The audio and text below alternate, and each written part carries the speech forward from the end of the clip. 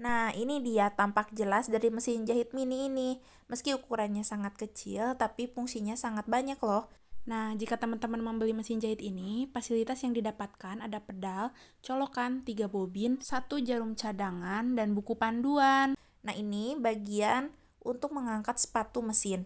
Selain itu, mesin jahit ini dilengkapi dengan lampu serta sekoci seperti mesin jahit pada umumnya dan juga dapat diaplikasikan menggunakan baterai sebanyak 4 buah. Namun, jika kita tidak menggunakan baterai, mesin jahit mini ini akan tetap menyala tapi menggunakan sambungan listrik. Untuk pengaplikasian mesin jahit mini menggunakan listrik, cukup sambungkan colokan yang telah disediakan ini pada listrik, kemudian bagian yang satunya disambungkan pada mesin jahit pada bagian bawah. Seperti dicontoh ya. Jika mesin jahit sudah disambungkan pada saluran listrik, maka mesin jahit sudah dapat diaplikasikan. Cara menggunakan lampu pada mesin jahit ini, cukup tekan saklar warna biru di bagian atas mesin jahit, maka lampu akan menyala. Sedangkan untuk menonaktifkan lampu, lakukan hal yang sama. Gak cukup di sana, mesin jahit mini ini disediain pedal seperti pada umumnya. Nah, untuk pengaplikasian mesin jahit menggunakan pedal, cukup sambungkan pedal yang telah disediakan pada colokan foot pedal di bagian atas saluran listrik. Simak baik-baik, jika pedal ini diinjak, maka mesin jahit akan bergerak.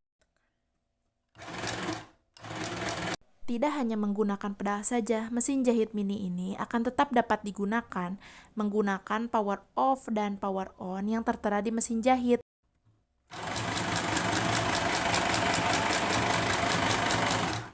Untuk kecepatan mesin jahit ini dapat diatur menggunakan power yang aku tunjuk di video. Nah, untuk L berarti low, yang mana saklarnya harus berada di dalam. Jika H berarti high, yang mana saklarnya harus menonjol keluar.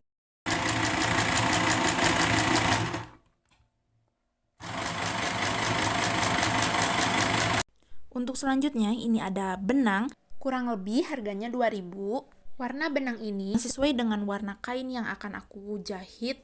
Untuk penyimpanan benangnya bisa dilihat seperti di contoh. Sebagai informasi tambahan, benang yang akan keluar diusahakan keluar dari sebelah kanan. Jadi, benang memutar searah jarum jam. Untuk letak benang, selain bisa disimpan di atas bagian besi, benang juga bisa disimpan di bagian yang aku tunjuk di video. Nah, cara pengaplikasiannya seperti di contoh. Jika dengan cara ini, sebenarnya boleh-boleh saja. Namun, aku ngerasa kalau misalkan menggunakan cara ini kurang efektif. Karena harus memindahkan benang yang ada dalam roll ke dalam bobin. Untuk selanjutnya, aku bakal jelasin cara pengaplikasian benang pada mesin jahit mini ini. Mari kita mulai. Yang pertama, masukkan benang seperti di contoh. Kemudian, masukkan benang pada pengatur. Nah, pada bagian ini harus diperhatikan sangat jelas karena bagian ini yang akan mempengaruhi hasil jahitan. Jika terlalu longgar, maka hasil jahitan akan menggulung. Untuk peletakan benang, disimpan di antara celah yang sangat berdempetan itu. Ingat ya, pada bagian ini jangan sering diatur untuk dikencangkan atau dilonggarkan karena hasil jahitan akan berubah-ubah. Tapi jika belum menemukan settingan yang sesuai, bisa diatur di bagian yang berwarna ungu. Setelah itu, masukkan pada lubang yang selanjutnya. Pada bagian selanjutnya, masukkan pada lubang yang aku tunjuk di bagian video. Nah, ini tuh akan mempengaruhi juga jarum naik dan turun. Untuk cara pengaplikasian benangnya, sama seperti sebelumnya, dimasukkan di lubang yang tertera. Kemudian ikuti alur lubang pada mesin jahit hingga masuk pada ujung jarum. Bisa disimak seperti yang ada dalam video. Jika telah selesai, benang yang menjuntai, pindahkan ke belakang mesin jahit, namun harus berada di bawah sepatu. Tolong disimak karena bagian ini juga sangat penting. Nah, untuk cara mengisi bobin, siapkan bobin dan benang yang akan digunakan. Kemudian, masukkan ujung benang ke dalam salah satu lubang bobin yang tertera di dalam bobin. Bisa dilihat seperti di contoh. Kemudian, simpan benang pada tiang benang dan bobin disimpan di jendolan yang ada dalam roll. Bisa dilihat seperti di contoh.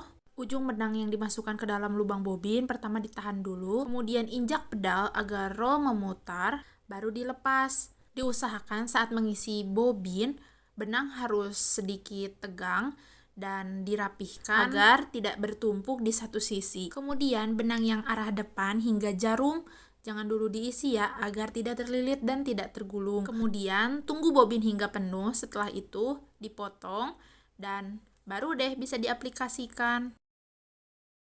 Untuk pengisian sekoci, buka terlebih dahulu penutupnya, kemudian masukkan bobin yang telah diisi sesuai warna yang diinginkan, atau lebih umum menggunakan warna benang yang sesuai dengan benang yang ada di atas. Ingat ya, setiap benang yang akan keluar dari gulungan harus berada di sebelah kanan. Masukkan bobin pada lubang sekoci, kemudian benangnya disimpan di celah yang tersedia di mesin jahit ini. Seperti di contoh, simak baik-baik.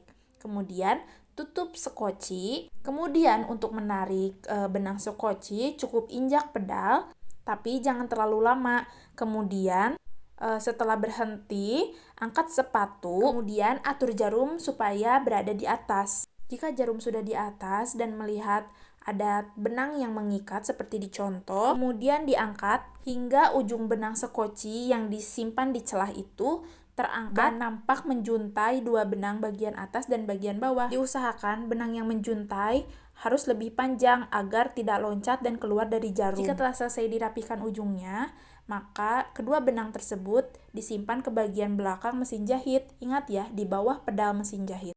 Untuk video jahit menjahit, aku akan upload di video selanjutnya.